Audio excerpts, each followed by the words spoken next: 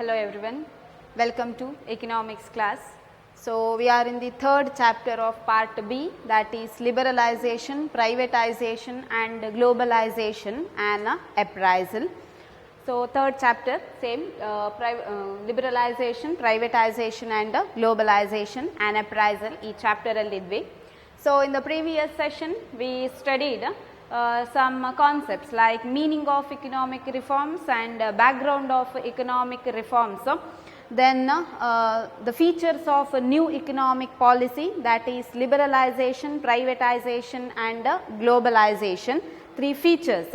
In that we took first one, that is liberalization, and also we saw the meaning of liberalization. What is liberalization? Udarīkarana anta helidre enu? It is the process of removing government control and restrictions on economic activities. ಆರ್ಥಿಕ ಚಟುವಟಿಕೆಗಳ ಮೇಲೆ ಇದ್ದಂತ ಸರ್ಕಾರದ ಹಸ್ತಕ್ಷೇಪವನ್ನ ತೆಗೆದು ಹಾಕುವಂತದ್ದು ಇದಕ್ಕೆ liberalisation ಅಂತ ಹೇಳುವಂತದ್ದು. Next, the areas of liberalization, already we started, means in which areas government control and restrictions were removed. ಯಾವ ಏರಿಯಾದಲ್ಲಿ ಸರ್ಕಾರದ ಕಂಟ್ರೋಲ್ ಮತ್ತು ರೆಸ್ಟ್ರಿಕ್ಷನ್ ಅನ್ನು ತೆಗೆದು ಹಾಕಲಾಯಿತು ನೋಡ್ತಾ ಇದ್ವಿ. So actually there are 5 areas, 5 area ಅಥವಾ ಕ್ಷೇತ್ರಗಳನ್ನು ನೋಡಿದ್ವಿ. Deregulation of industrial sector, financial sector reforms, tax reforms, reforms in trade, then last reforms in trade, then trade and trade policy. Idishtu areas under liberalization. So in that first one we saw, that is deregulation of industrial sector. Adiralli first one ನಾವು ನೋಡಿದ್ವಿ, deregulation of industrial sector. Industrial sector ಅಲ್ಲಿ ಏನೆಲ್ಲ changes ಆಯಿತು ಅಂತ ಹೇಳಿ ನೋಡಿರುವಂಥದ್ದು. So there also we saw some concepts like industrial licensing. ಅಲ್ಲಿ ನಾವು concept ನೋಡಿದ್ವಿ ಕೈಗಾರಿಕಾ ಪರವಾನಗಿ ಅಂತ. It is nothing but an approval or permission given by the government to start an industry. ಒಂದು ಇಂಡಸ್ಟ್ರಿಯನ್ನು ಎಸ್ಟಾಬ್ಲಿಷ್ ಮಾಡಲಿಕ್ಕೋಸ್ಕರ ಸರ್ಕಾರ ಕೊಡ್ತಾ ಇದ್ದಂಥ ಪರ್ಮಿಷನ್, ಇದಕ್ಕೆ ಇಂಡಸ್ಟ್ರಿಯಲ್ ಲೈಸೆನ್ಸಿಂಗ್ ಅಂತ ಹೇಳ್ತಾ ಇದ್ದಂಥದ್ದು.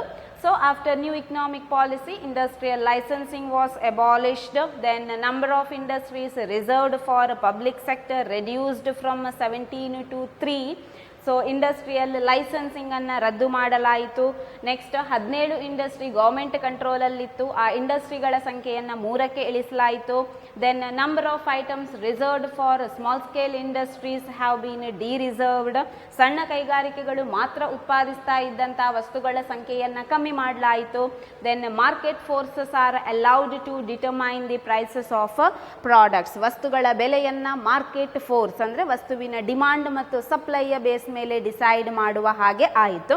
That much we studied under first point, deregulation of industrial sector. So areas of ಲಿಬರಲೈಸೇಷನ್ನ first point ಕೈಗಾರಿಕಾ ಕ್ಷೇತ್ರದ ಬದಲಾವಣೆ.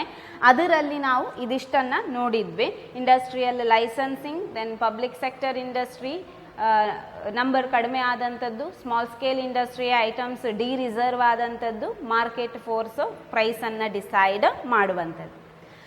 So coming to the second point under areas of liberalization, areas of liberalization ಅಲ್ಲಿ second point ಅನ್ನು ನೋಡುವ, that is financial sector reforms.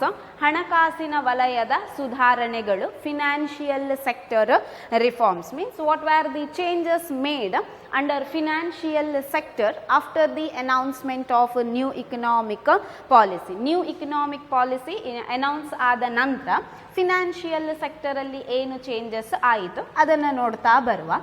So the reforms made under financial sector was, first one, reduce the role of RBI. We knew RBI, Reserve Bank of India, ಭಾರತದ reserve bank ಅಂತ ಹೇಳುವಂಥದ್ದು. It is also known as central bank of India, ಭಾರತದ ಕೇಂದ್ರೀಯ bank ಅಂತ ಹೇಳುವಂಥದ್ದು.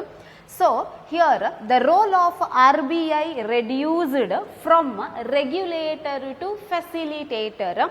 Earlier, before the announcement of new economic policies, almost all financial activities were controlled by RBI or Reserve Bank of India.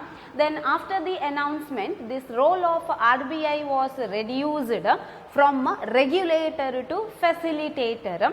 ಇಲ್ಲಿ new economic policy introduce ಆಗುವ ಮುಂಚೆ ಎಲ್ಲ financial activities ಏನಿದೆ ಇದೆಲ್ಲವನ್ನ ಕಂಟ್ರೋಲ್ ಮಾಡ್ತಾ ಇದ್ದಂಥದ್ದು RBI, reserve Bank of India. ಇಲ್ಲಿ new economic policy introduce ಆದ ನಂತರ ಕಂಪ್ಲೀಟ್ ಕಂಟ್ರೋಲ್ ಫಿನಾನ್ಷಿಯಲ್ ಸೆಕ್ಟರ್ನ ಮೇಲೆ ಏನು RBI ಯದ್ದು ಇತ್ತು ಅದನ್ನು ಸ್ವಲ್ಪ ಮಟ್ಟಿಗೆ ಕಮ್ಮಿ ಮಾಡಿದ್ರು. ಫ್ರಮ್ ರೆಗ್ಯುಲೇಟರ್ ಟು ಫೆಸಿಲಿಟೇಟರ್, ಅಂದರೆ ನಿಯಂತ್ರಕನಾಗಿದ್ದ RBI ಯ ರೋಲನ್ನು ಫೆಸಿಲಿಟೇಟರ್ ಅಂದರೆ ಸ್ವಲ್ಪ ಅಸಿಸ್ಟೆನ್ಸ್ ಅನ್ನು ಕೊಡುವ ಹಾಗೆ ರೆಡ್ಯೂಸ್ ಮಾಡಿದ್ರು. ಕಂಪ್ಲೀಟ್ ಕಂಟ್ರೋಲ್ RBI ಕೈಯಲ್ಲಿದ್ದದನ್ನು ಸ್ವಲ್ಪ ಮಟ್ಟಿಗೆ ಕಡಿಮೆ ಮಾಡಿದಂಥದ್ದು.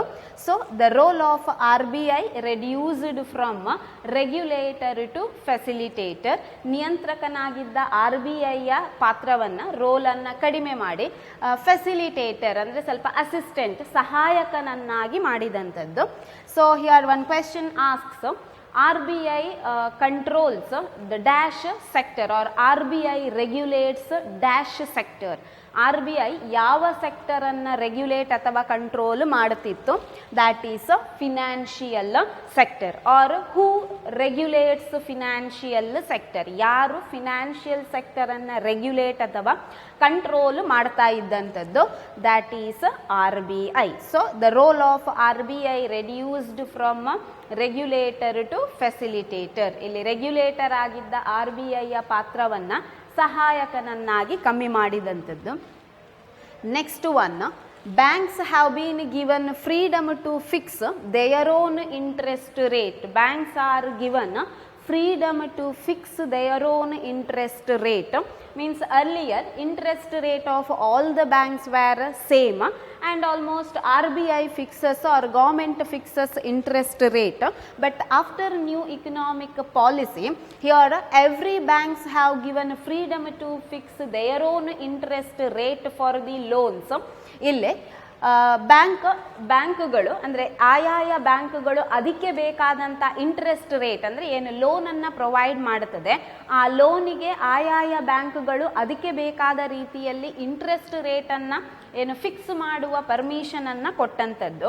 ಮುಂಚೆ ನ್ಯೂ ಇಕನಾಮಿಕ್ ಪಾಲಿಸಿ ಇಂಟ್ರೊಡ್ಯೂಸ್ ಆಗುವ ಮುಂಚೆ RBI ಇರ್ಬೋದು ಅಥವಾ ಗೌರ್ಮೆಂಟ್ ಇರ್ಬೋದು, ಸಾಮಾನ್ಯ ಒಂದೇ ರೀತಿಯ ಇಂಟ್ರೆಸ್ಟ್ ರೇಟ್ ಲೋನ್ಗಳಿಗೆ ಕೊಡ್ತಾ ಇದ್ದಂಥದ್ದು, ಬಡ್ಡಿ ದರಗಳನ್ನು. But after the announcement every banks given freedom to fix their own interest rate. ಆಯಾಯ ಬ್ಯಾಂಕುಗಳು ಅದಕ್ಕೆ ಬೇಕಾದ ರೀತಿಯಲ್ಲಿ ತಾವು ಕೊಟ್ಟಂಥ ಸಾಲಗಳಿಗೆ ಬಡ್ಡಿ ದರವನ್ನು ಫಿಕ್ಸ್ ಮಾಡುವಂಥ ಸ್ವಾತಂತ್ರ್ಯವನ್ನು ಕೊಟ್ಟಿರುವಂಥದ್ದು. ನಾವೇ days also in different banks have different interest rate for their loans. For example, interest rate of Canara Bank is different or Vijaya Bank is different, like that.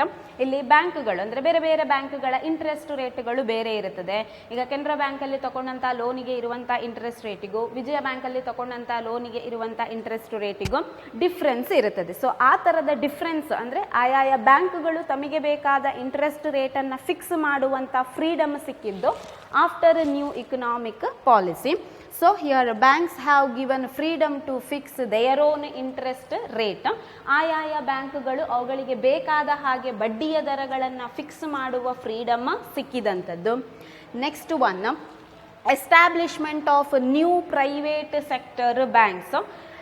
Here private sector banks means banks which were owned by private people or private individuals. ಇಲ್ಲಿ private sector ಖಾಸಗಿ ಬ್ಯಾಂಕ್ಗಳ ಸ್ಥಾಪನೆಗೆ ಅವಕಾಶವನ್ನು ಕೊಟ್ಟಂಥದ್ದು. Here permission given to establish new private sector banks in India.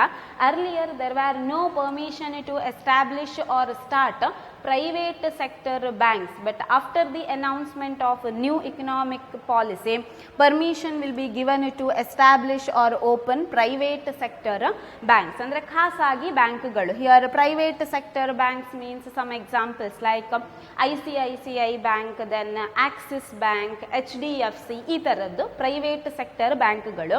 ಇಂಥ ಬ್ಯಾಂಕ್ಗಳನ್ನು ಇಂಡಿಯಾದಲ್ಲಿ ಸ್ಥಾಪನೆ ಮಾಡಲಿಕ್ಕೆ ಪರ್ಮಿಷನ್ ಸಿಕ್ಕಿದ್ದು after new economic policy. So new economic policy announce ಆದ ನಂತರ ಖಾಸಗಿ ಬ್ಯಾಂಕ್ಗಳಂದರೆ ಪ್ರೈವೇಟ್ ಓನರ್ಶಿಪ್ ಅಲ್ಲಿರುವ ಬ್ಯಾಂಕ್ಗಳನ್ನು ಕೂಡ ಎಸ್ಟಾಬ್ಲಿಷ್ ಮಾಡಬಹುದು ಅಂತ ಪರ್ಮಿಷನ್ ಸಿಕ್ಕಿದಂಥದ್ದು. So establishment of new private sector banks in India, ಹೊಸ ಪ್ರೈವೇಟ್ ಬ್ಯಾಂಕ್ಗಳನ್ನು ಓಪನ್ ಮಾಡಲಿಕ್ಕೆ ಅವಕಾಶ ಸಿಕ್ಕಿತು. Next, foreign banks are allowed to function in the country. Here foreign banks means the ownership was by foreigners. ಇಲ್ಲಿ foreign ಬ್ಯಾಂಕ್ಗಳು, foreign banks means examples here Dutch bank or HSBC limited etcetera, ಈ ಥರದ ಕೆಲವು ಬ್ಯಾಂಕ್ಗಳು ಅಂದರೆ foreign bank, foreign ownership ಅಲ್ಲಿರುವಂಥ ಬ್ಯಾಂಕ್ಗಳು. So here foreign banks are allowed to function in the country. Here also freedom given to establish foreign banks in the country. So foreign outside the country ಏನಿದೆ ಆ ಬ್ಯಾಂಕ್ಗಳು ತಮ್ಮ ಬ್ರಾಂಚ್ಗಳನ್ನು ಇಂಡಿಯಾದಲ್ಲಿ establish ಮಾಡಲಿಕ್ಕೆ permission ಸಿಕ್ಕಿದಂಥದ್ದು after new economic policy. So foreign banks are allowed to function in the country. ವಿದೇಶಿ ಬ್ಯಾಂಕ್ಗಳನ್ನು ಭಾರತದಲ್ಲಿ ಸ್ಥಾಪನೆ ಮಾಡಲಿಕ್ಕೆ ಅವಕಾಶವನ್ನು ಕಲ್ಪಿಸಿ ಕೊಟ್ಟಂಥದ್ದು. Next, foreign investment limit raised up to 50%. ಇಲ್ಲಿ foreign investment means the owners of some foreign companies are can invest in the country. So investment made by the foreign companies are foreign owners. So foreign investment limit raised up to 50% in banks. So ನಮ್ಮ ಇಂಡಿಯಾದ ಬ್ಯಾಂಕ್ಗಳಲ್ಲಿ foreigners R foreign ಕಂಪನಿಗಳು ಸುಮಾರು 50%ನಷ್ಟು investment ಅಥವಾ ಹೂಡಿಕೆಯನ್ನು ಮಾಡಲಿಕ್ಕೆ ಅವಕಾಶವನ್ನು ಕಲ್ಪಿಸಿ ಕೊಟ್ಟಂಥದ್ದು. Earlier permission was not given for foreign investment. ಮುಂಚೆ ಫಾರಿನ್ ಇನ್ವೆಸ್ಟ್ಮೆಂಟ್ಗೆ ಪರ್ಮಿಷನ್ ಇರಲಿಲ್ಲ. So after new economic policy foreign investment limit in banks raised to 50%. ಸುಮಾರು 50%ನಷ್ಟು ಫಾರಿನ್ ಕಂಪನಿಗಳಿರ್ಬೋದು, ಫಾರಿನ್ ಓನರ್ಸ್ ಇರ್ಬೋದು, ಬ್ಯಾಂಕ್ಗಳಲ್ಲಿ ಇನ್ವೆಸ್ಟ್ಮೆಂಟನ್ನು ಮಾಡುವ ಪರ್ಮಿಷನ್ ಕೊಟ್ಟಂಥದ್ದು. So foreign investment limit in banks raised to 50%. 50%ನಷ್ಟು ವಿದೇಶಿ ಬಂಡವಾಳಕ್ಕೆ ಅವಕಾಶವನ್ನು ಮಾಡಿ ಕೊಟ್ಟಂಥದ್ದು. Next, banks are given permission to raise funds within the country and abroad. Banks are given permission to raise funds within the country and abroad, which means here banks are allowed to raise fund, means provide more loans within the country as well as abroad. ಇಲ್ಲಿ fund loan ಅನ್ನು ಕೊಡುವ ಮೂಲಕ income ಅನ್ನು receive ಮಾಡುವ permission ಅದು within the ಕಂಟ್ರಿಯಲ್ಲಿ ಇರಬಹುದು ಅಥವಾ ಕಂಟ್ರಿಯಿಂದ ಹೊರಗಡೆ ಇರಬಹುದು. ಇದಕ್ಕೆ ಅವಕಾಶವನ್ನು ಕೊಟ್ಟಂಥದ್ದು ಅಂದರೆ ಜನರಿಗೆ ಲೋನ್ ಅನ್ನು ಕೊಡುವ ಮೂಲಕ ಥ್ರೂ ಇಂಟ್ರೆಸ್ಟ್ ರೇಟ್ ಇನ್ಕಮ್ ಅನ್ನು ರಿಸೀವ್ ಮಾಡುವಂಥದ್ದು. ಸೊ ಅದು ವಿದಿನ್ ದಿ ಕಂಟ್ರಿ ಮತ್ತು ಅಬ್ರಾಡ್, ದೇಶದ ಹೊರಗಡೆ ಕೂಡ ಲೋನ್ ಅನ್ನು ಪ್ರೊವೈಡ್ ಮಾಡಿ ಅದರ ಇಂಟ್ರೆಸ್ಟ್ ರೇಟಿನ ಥ್ರೂ ಇನ್ಕಮ್ ಅನ್ನು ರೈಸ್ ಮಾಡುವಂಥದ್ದು. ಇದಕ್ಕೆ ಪರ್ಮಿಷನ್ ಅನ್ನು ಕೊಟ್ಟಂಥದ್ದು ಬ್ಯಾಂಕ್ಗಳಿಗೆ after the implementation of new economic policy. So here banks are permitted to raise funds within the country and abroad, means providing loans within the country or outside the country have been permitted after a new economic policy. ದೇಶದ ಒಳಗಡೆ ಸಾಲವನ್ನು ಕೊಡುವ ಮೂಲಕ income ಅನ್ನು interest ರೇಟಿನ ಮೂಲದಲ್ಲಿ ಪಡೆಯುವಂಥದ್ದು ಅಥವಾ outside the country ದೇಶದ ಹೊರಗಡೆಗೆ loan ಅನ್ನು ಪ್ರೊವೈಡ್ ಮಾಡಿ ಅದಕ್ಕೆ ಇಂಟ್ರೆಸ್ಟ್ ರೇಟ್ ಅನ್ನು ಪಡೆಯುವ ಮೂಲಕ ಫಂಡ್ ಅಥವಾ ಇನ್ಕಮ್ ಅನ್ನು ಜನರೇಟ್ ಮಾಡುವ ಪರ್ಮಿಷನ್ ಸಿಕ್ಕಿದಂಥದ್ದು after new economic policy. So banks are given permission to raise funds within the country and abroad. ದೇಶದ ಒಳಗೆ ಅಥವಾ ದೇಶದ ಹೊರಗಡೆಯಿಂದ ಸಂಪತ್ತನ್ನು ಪಡೀಲಿಕ್ಕೆ ಅವಕಾಶವನ್ನು ಮಾಡಿಕೊಟ್ಟದ್ದು ಬ್ಯಾಂಕ್ಗಳಿಗೆ after new economic policy. Next one, commercial banks are given freedom to open new branches. Here, after the announcement of economic reforms, commercial banks are allowed to open their new branches in India. ಇಲ್ಲಿ commercial ಬ್ಯಾಂಕ್ಗಳು ಅದರ ಬೇರೆ ಬೇರೆ ಬ್ರಾಂಚ್ಗಳನ್ನು ಇಂಡಿಯಾದಲ್ಲಿ open ಮಾಡುವ permission ಸಿಕ್ಕಿದಂಥದ್ದು after new economic policy. ಅಂದರೆ ಬೇರೆ ಬೇರೆ ಬ್ರಾಂಚ್ಗಳನ್ನು ಬೇರೆ ಬೇರೆ ಕಡೆಗಳಲ್ಲಿ ಏನು ಇಂಟ್ರೊಡ್ಯೂಸ್ ಮಾಡುವಂಥದ್ದು. ಫಾರ್ ಎಕ್ಸಾಂಪಲ್, ಇಲ್ಲಿ ಸ್ಟೇಟ್ ಬ್ಯಾಂಕ್ ಇರ್ಬೋದು. ಸೊ ಇಲ್ಲಿ ಪುತ್ತೂರಲ್ಲಿ ಒಂದು ಬ್ರಾಂಚ್ ಇದ್ದದಿದ್ರೆ ಅದರ ಇನ್ನೊಂದು ಬ್ರಾಂಚಲ್ಲಿ ಮಂಗಳೂರಲ್ಲಿ ಇರ್ಬೋದು. ಈ ಥರ ಬೇರೆ ಬೇರೆ ಕಡೆಗಳಲ್ಲಿ ಬ್ರಾಂಚ್ಗಳನ್ನು ಓಪನ್ ಮಾಡಲಿಕ್ಕೆ ಪರ್ಮಿಷನನ್ನು ಕೊಟ್ಟಂಥದ್ದು after new economic policy. So here commercial banks are given freedom to open new branches. ಇಲ್ಲಿ ಕಮರ್ಷಿಯಲ್ ವಾಣಿಜ್ಯ ಬ್ಯಾಂಕ್ಗಳು ತಮ್ಮ ಬೇರೆ ಬೇರೆ ಬ್ರಾಂಚ್ಗಳನ್ನು ಓಪನ್ ಮಾಡಲಿಕ್ಕೆ ಪರ್ಮಿಷನನ್ನು ಮಾಡಿ ಕೊಟ್ಟಿರುವಂಥದ್ದು. So these are some of the financial sector reforms. ಇದು ಕೆಲವು ಫಿನಾನ್ಷಿಯಲ್ ಸೆಕ್ಟರಲ್ಲಿ ಆದಂಥ changes. Then who regulates financial sector? ಯಾರು ಫಿನಾನ್ಷಿಯಲ್ ಅಥವಾ ಹಣಕಾಸು ವಲಯವನ್ನು ನಿಯಂತ್ರಣ ಮಾಡ್ತಾ ಇದ್ದಂಥದ್ದು? That is RBI or Reserve Bank of India.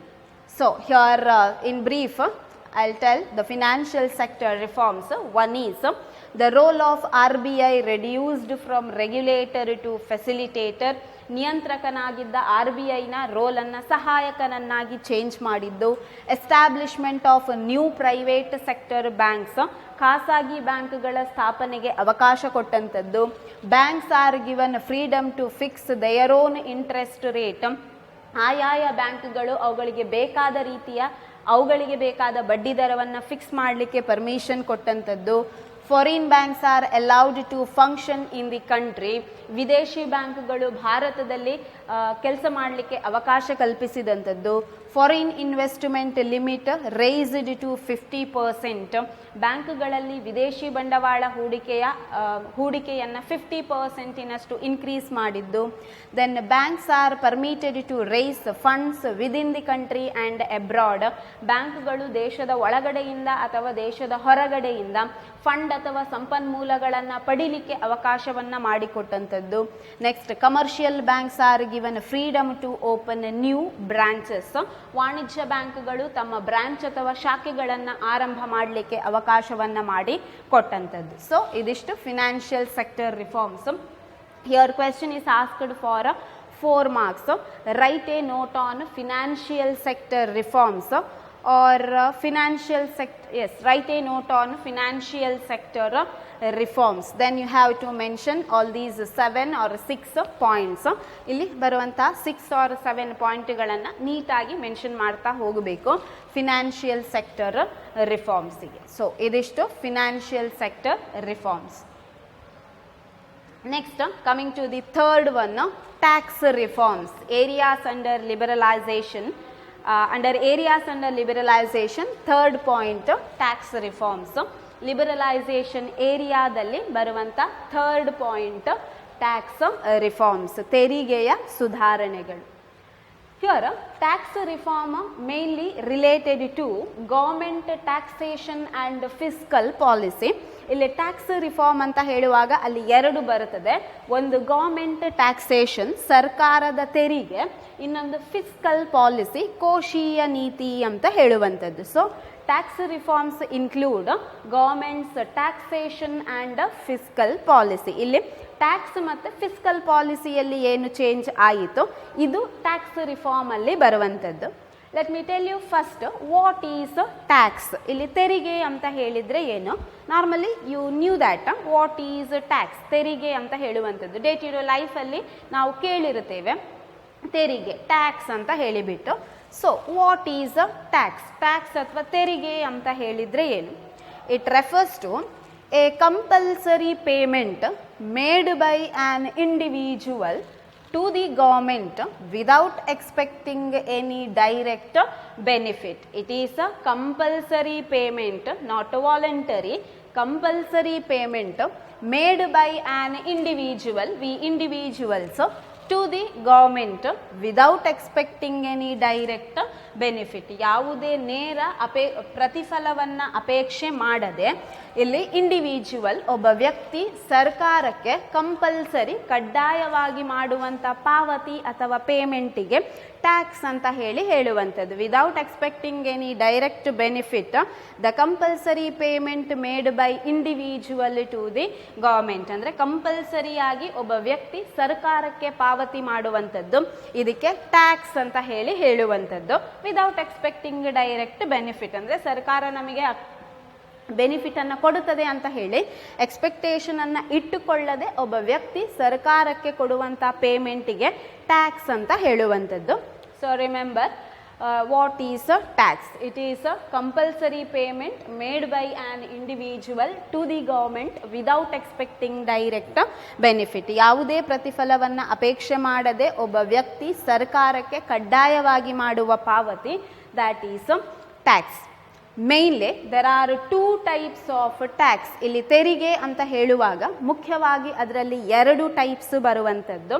One is direct tax, another one indirect tax. ಇಲ್ಲಿ ಟ್ಯಾಕ್ಸ್ ಅಲ್ಲಿ 2 ಟೈಪ್ ಬರುವಂಥದ್ದು.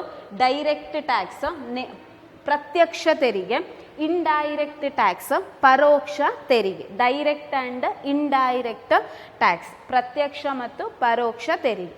Then what is direct tax? ಹಾಗಾದರೆ ನೇರ ಅಥವಾ ಪ್ರತ್ಯಕ್ಷ ತೆರಿಗೆ ಅಂತ ಹೇಳಿದರೆ ಏನು? Here direct tax refers to those tax where tax burden cannot be shifted on others. Here tax burden cannot be shifted on others. Directly individual have to pay tax to the government under direct tax. ನೇರ direct ಟರ್ಮೇ ಹೇಳುವಾಗೆ tax burden cannot be shifted on others. ಅಂದರೆ ಯಾವ tax ಸಿಸ್ಟಮಲ್ಲಿ tax ಬರ್ಡನನ್ನು ಇನ್ನೊಬ್ಬ ವ್ಯಕ್ತಿಯ ಮೇಲೆ shift ಮಾಡಲಿಕ್ಕೆ ಆಗುವುದಿಲ್ವಾ, ಅಂದರೆ ಡೈರೆಕ್ಟಾಗಿ ನಾವೇ ಟ್ಯಾಕ್ಸನ್ನು ಕಟ್ಟಬೇಕಾಗ್ತದ, ಅದಕ್ಕೆ ಡೈರೆಕ್ಟ್ ಟ್ಯಾಕ್ಸ್ ಅಂತ ಹೇಳುವಂಥದ್ದು. Here tax burden cannot be shifted on to others. We should pay direct tax to the government. Then which are the direct taxes? ಹಾಗಾದರೆ ಯಾವುದೆಲ್ಲ direct tax? Examples income tax, corporation tax or house tax etcetera. ಇಲ್ಲಿ income tax ಆದಾಯ ತೆರಿಗೆ ಕೇಳಿರ್ತೀರಿ. Then corporation tax, here income tax ಆದಾಯ ತೆರಿಗೆ. Regular ಆಗಿ ನಾವು ಇನ್ಕಮ್ ಟ್ಯಾಕ್ಸ್ ಪೇ ಮಾಡ್ತೇವೆ. ಸೊ ನಮ್ಮ ಇನ್ಕಮ್ ಟ್ಯಾಕ್ಸನ್ನು ಇನ್ನೊಬ್ಬರು ಪೇ ಮಾಡಲಿಕ್ಕಾಗ್ತದಾ? No, that we have to pay income tax. ನಾವೇ ಇನ್ಕಮ್ ಟ್ಯಾಕ್ಸನ್ನು ಪೇ ಮಾಡಬೇಕು. ಸೊ ಡೈರೆಕ್ಟ್ ಆಗಿ ಇನ್ನೊಬ್ಬರ ಮೇಲೆ ಅದನ್ನು ಶಿಫ್ಟ್ ಮಾಡುವ ಹಾಗೆ ಇಲ್ಲ. So direct tax means tax burden can not be shifted on or transferred on others. ಇನ್ನೊಬ್ಬ ವ್ಯಕ್ತಿಯ ಮೇಲೆ ಶಿಫ್ಟ್ ಅಥವಾ ಟ್ರಾನ್ಸ್ಫರ್ ಮಾಡಲಿಕ್ಕೆ ಆಗದೇ ಇರುವಂಥ ತೆರಿಗೆಗೆ ಡೈರೆಕ್ಟ್ ಟ್ಯಾಕ್ಸ್ ಅಂತ ಹೇಳುವಂಥದ್ದು. Which means directly we have to pay tax, income tax or corporation tax etc. Here under direct tax changes were made after 1991 where the rate of income tax have been reduced substantially.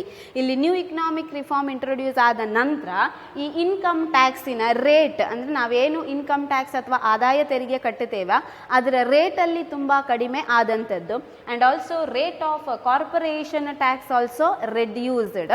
Corporation ಟ್ಯಾಕ್ಸಿನ rate ಕೂಡ ಅಥವಾ interest rate ಕೂಡ ಕಮ್ಮಿ ಆದಂಥದ್ದು after new economic policy.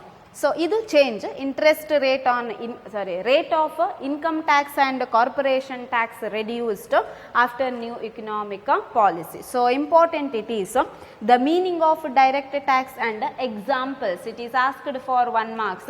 Right any 1 example for direct tax. 1 ಮಾರ್ಕಿಗೆ ಯಾವುದಾದ್ರೂ ಒಂದು example ಕೊಡಿ direct ಟ್ಯಾಕ್ಸಿಗೆ ಅಂತ ಕೇಳ್ತಾರೆ. So there are many. So here I mentioned 2 income and corporation tax. You can write any one of these. So income and corporation tax example. Next coming to the second type, that is indirect tax, paroksha terige. It is quite opposite of direct tax. Direct tax means directly we have to pay tax. Here tax burden cannot be shifted. ಇಲ್ಲಿ direct tax ಹೇಳಿದರೆ ನಾವೇ ಖುದ್ದಾಗಿ tax pay ಮಾಡಬೇಕು, ಇನ್ನೊಬ್ಬರ ಮೇಲೆ ಅದರ ಬರ್ಡನನ್ನು shift ಮಾಡುವ ಹಾಗೆ ಇಲ್ಲ. ಸೊ ಇಂಡೈರೆಕ್ಟ್ ಹೇಳಿದರೆ ಡೈರೆಕ್ಟ್ ಟ್ಯಾಕ್ಸಿನ opposite. Here indirect tax refers to those tax in which tax burden can be shifted on to others. Here tax burden can shifted from one person to another. ಇಲ್ಲಿ ಟ್ಯಾಕ್ಸಿನ ನಮ್ಮ tax burden ಏನಿದೆ ಅದನ್ನು ಒಬ್ಬ ವ್ಯಕ್ತಿಯಿಂದ ಇನ್ನೊಬ್ಬ ವ್ಯಕ್ತಿಗೆ shift ಮಾಡಲಿಕ್ಕೆ ಸಾಧ್ಯ ಆಗ್ತದೆ. ಅಂದರೆ for example sales tax, VAT, GST. Here example for indirect tax, sales tax ಅಂದರೆ ವಸ್ತುವನ್ನು ಸೇಲ್ ಮಾಡುವಾಗ ಹಾಕುವ tax. Then VAT, value added tax. Nowadays against in the place of VAT there is GST. at present GST ಇರುವಂಥದ್ದು goods and service tax. GST, goods and service tax. Here GST was introduced on 1st July 2017. So ಸ್ವಲ್ಪ recent ಆಗಿ introduce ಆದಂಥ tax GST, goods and service tax on July 1st 2017. So these are the examples for indirect tax. ಇದು indirect ಟ್ಯಾಕ್ಸಿಗೆ example. ಇಲ್ಲಿ ಒಬ್ಬ ವ್ಯಕ್ತಿಯಿಂದ ಇನ್ನೊಬ್ಬ ವ್ಯಕ್ತಿಗೆ ಟ್ಯಾಕ್ಸನ್ನು ಶಿಫ್ಟ್ ಮಾಡಲಿಕ್ಕಾಗ್ತದೆ. ಫಾರ್ ಎಕ್ಸಾಂಪಲ್ ಒಂದು ಬುಕ್ ಅಥವಾ ಪೆನ್ನನ್ನು ಪರ್ಚೇಸ್ ಮಾಡುತ್ತೇವೆ. Without knowingly or unknowingly we are paying tax for that item. ನಮಗೆ ಗೊತ್ತಿಲ್ಲದೆ ಹಾಗೆ ನಾವು ಆ ಪೆನ್ನಿನ ಮೇಲೆ ಟ್ಯಾಕ್ಸನ್ನು ಪೇ ಮಾಡಿ ಇರುತ್ತೇವೆ. ಅದು GSTಯ ರೂಪದಲ್ಲಿ ಇರ್ಬೋದು ಅಥವಾ ಬೇರೆ ಕೆಲವು ರೂಪದಲ್ಲಿ ಇರ್ಬೋದು. ಅಂದರೆ ನಾವೇನು ವಸ್ತುವನ್ನು ಪರ್ಚೇಸ್ ಮಾಡುತ್ತೇವೆ ಗೊತ್ತಿಲ್ಲದೆ ನಾವು ಅದಕ್ಕೆ ಟ್ಯಾಕ್ಸನ್ನು ಪೇ ಮಾಡಿರುತ್ತೇವೆ. ಅಂದರೆ ಒಬ್ಬ ವ್ಯಕ್ತಿ ಸೇಲ್ ಮಾಡುವಾಗ ಅವನಿಗೆ ಟ್ಯಾಕ್ಸ್ ಬಿದ್ದಿರುತ್ತದೆ ಆ ವಸ್ತುವನ್ನು ಪರ್ಚೇಸ್ ಮಾಡುವಾಗ ಅಥವಾ ಅದನ್ನು ಬೈ ಮಾಡುವಾಗ. ಸೊ ಅವನು ಆ ಟ್ಯಾಕ್ಸ್ ಬರ್ಡನನ್ನು ಕಸ್ಟಮರ್ನ ಮೇಲೆ, ಯಾರು ವಸ್ತುವನ್ನು ಪರ್ಚೇಸ್ ಮಾಡ್ತಾರೆ ಅವರ ಮೇಲೆ ಶಿಫ್ಟ್ ಮಾಡ್ತಾನೆ. ಇಂತಿಷ್ಟು ಪರ್ಸೆಂಟೇಜ್ ಅಂತ ಹೇಳಿ GSTಯ ರೂಪದಲ್ಲಿ ತಗೊಳ್ಳುವಂಥದ್ದು ಇರ್ಬೋದು ಅಥವಾ ಟ್ಯಾಕ್ಸಿನ ರೂಪದಲ್ಲಿ ತಗೊಳ್ಳುವ ಮೂಲಕ. ಫಾರ್ ಎಕ್ಸಾಂಪಲ್ ಸಮ್ಟೈಮ್ಸ್ ನೀವೇನಾದರೂ ಕ್ಲೋತ್ಸ್ ಪರ್ಚೇಸ್ ಮಾಡಿದರೆ ಅಥವಾ ಬೇರೆ ಏನಾದರೂ ಮೆಷಿನರಿ ಐಟಮ್ ಪರ್ಚೇಸ್ ಮಾಡಿದರೆ ಅಲ್ಲಿ ಬಿಲ್ಲಲ್ಲೇ ಮೆನ್ಷನ್ ಮಾಡಿರ್ತಾರೆ ದಿಸ್ ಮಚ್ ಆಫ್ GST ಅಂತ ಹೇಳಿ. ಗೋಲ್ಡ್ ಪರ್ಚೇಸ್ ಮಾಡುವಾಗ ಇರ್ಬೋದು. ಸೊ GST ಅಂತ ಬೇರೆನೇ ಅಲ್ಲಿ ಆ್ಯಡ್ ಆಗಿರುತ್ತದೆ. ಅದು ನಮ್ಮ ಪ್ರೈಸಿನ ಒಟ್ಟಿಗೆ ಕೌಂಟ್ ಆಗಿ ಬರುತ್ತದೆ. ಅಂದರೆ ನಮಗೆ ಗೊತ್ತಿಲ್ಲದೆಯೇ ನಾವು ಟ್ಯಾಕ್ಸನ್ನು ಪೇ ಮಾಡಿರುತ್ತೇವೆ. ಅವರ ಟ್ಯಾಕ್ಸ್ ಬರ್ಡನನ್ನು ನಮ್ಮ ಮೇಲೆ ಶಿಫ್ಟ್ ಮಾಡಿ ಇರುತ್ತಾರೆ. So it is indirect tax. Here tax burden can be shifted on others. ಒಬ್ಬ ವ್ಯಕ್ತಿಯಿಂದ ಇನ್ನೊಬ್ಬ ವ್ಯಕ್ತಿಗೆ ಟ್ಯಾಕ್ಸ್ ಬರ್ಡನನ್ನು ಶಿಫ್ಟ್ ಮಾಡಲಿಕ್ಕೆ ಆಗುವಂಥದ್ದು that is indirect tax. So examples sales tax, VAT, value added tax, then GST, goods and service tax. So here also rate of VAT or sales tax have been reduced during those days. So nowadays we have goods and service tax. It introduced on 1st July 2017. So here also remember the examples for indirect tax, both the meaning and examples, direct and indirect tax ನೆನಪಿಟ್ಟುಕೊಳ್ಳಿ. Usually ಇದರ ಎಕ್ಸಾಂಪಲ್ಸನ್ನು ಕೇಳುತ್ತಾರೆ. Direct or indirect tax ಇದ್ದು don't make confusion. So ಕರೆಕ್ಟಾಗಿ ನೆನಪಲ್ಲಿಟ್ಟುಕೊಂಡು ಈ ಎಕ್ಸಾಂಪಲ್ಸನ್ನು ಬರೀಲಿಕ್ಕೆ prefer ಮಾಡಿ. So this much is related to taxation. Meaning of tax, it's types and examples. Here tax means compulsory payment made by an individual to the government without expecting direct benefit. ಯಾವುದೇ ಬೆನಿಫಿಟನ್ನು ಅಪೇಕ್ಷೆ ಮಾಡದೆ ಒಬ್ಬ ವ್ಯಕ್ತಿ ಸರ್ಕಾರಕ್ಕೆ direct ಆಗಿ ಮಾಡುವಂಥ ಪಾವತಿ. Two types, direct and indirect. Direct means tax burden cannot be shifted on others. Indirect means tax burden can be shifted on others. So example of direct tax, income tax, corporation tax, etc. Examples for indirect tax, sales tax, value added tax, GST, goods and service tax, etc. Next coming to the second one, that is fiscal policy. ಕೋಶೀಯ ನೀತಿ ಅಂತ ಹೇಳುವಂಥದ್ದು. Then what ಅಂತ ಹೇಳಿದರೆ it refers to the public expenditure and debt policies of the government. Public expenditure, ಸಾರ್ವಜನಿಕ ಖರ್ಚು ಮತ್ತು ಡೆಪ್ಟ್ policies, ಸಾಲದ ಯೋಜನೆಗಳು ಸರ್ಕಾರದ್ದು ಏನಿದೆ ಇದಕ್ಕೆ ಫಿಸ್ಕಲ್ ಪಾಲಿಸಿ ಅಂತ ಹೇಳುವಂಥದ್ದು.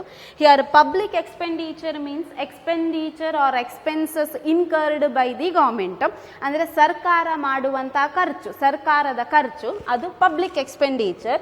Then debt policy, here debt means borrowings or loans received by the government. ಇಲ್ಲಿ debt ಅಂತ ಹೇಳಿದರೆ ಸಾಲ, ಸರ್ಕಾರ ತಗೊಂಡಿರುವಂಥ ಸಾಲಗಳು ಏನಿದೆ ಇದಕ್ಕೆ ಡೆಪ್ಟ್ ಪಾಲಿಸಿ ಅಂತ ಹೇಳುವಂಥದ್ದು. ಸೊ ಪಬ್ಲಿಕ್ ಎಕ್ಸ್ಪೆಂಡಿಚರ್ ಆ್ಯಂಡ್ ಡೆಪ್ಟ್ policies of the government called here fiscal policy. ಅಂದರೆ ಸರ್ಕಾರ ಮಾಡುವಂಥ ಖರ್ಚಿರ್ಬೋದು ಅಥವಾ ಸರ್ಕಾರ ತಗೊಂಡಿರುವಂಥ ಸಾಲಗಳಿರ್ಬೋದು, ಇದೆಲ್ಲವನ್ನು ಒಟ್ಟಾಗಿ ನಾವು ಫಿಸ್ಕಲ್ ಪಾಲಿಸಿ ಅಂತ ಹೇಳುವಂಥದ್ದು. Or in other words, fiscal policy refers to the study of public expenditure, public revenue and public borrowings of the government in an economy. ಅಂದರೆ ಇಕಾನಮಿ, ಅರ್ಥವ್ಯವಸ್ಥೆಯಲ್ಲಿ ಸರ್ಕಾರದ ರೆವಿನ್ಯೂ, ಸರ್ಕಾರ ರಿಸೀವ್ ಮಾಡಿರುವಂಥ ಇನ್ಕಮ್ ಇರ್ಬೋದು, ಪಬ್ಲಿಕ್ ಎಕ್ಸ್ಪೆಂಡಿಚರ್ ಸರ್ಕಾರ ಮಾಡಿರುವಂಥ ಖರ್ಚಿರ್ಬೋದು, public borrowings ಸರ್ಕಾರ ತಗೊಂಡಿರುವಂಥ ಸಾಲಗಳಿರ್ಬೋದು, ಇದೆಲ್ಲವನ್ನ ಒಟ್ಟಾಗಿ ಸ್ಟಡಿ ಮಾಡೋದಕ್ಕೆ ಫಿಸ್ಕಲ್ ಪಾಲಿಸಿ ಅಂತ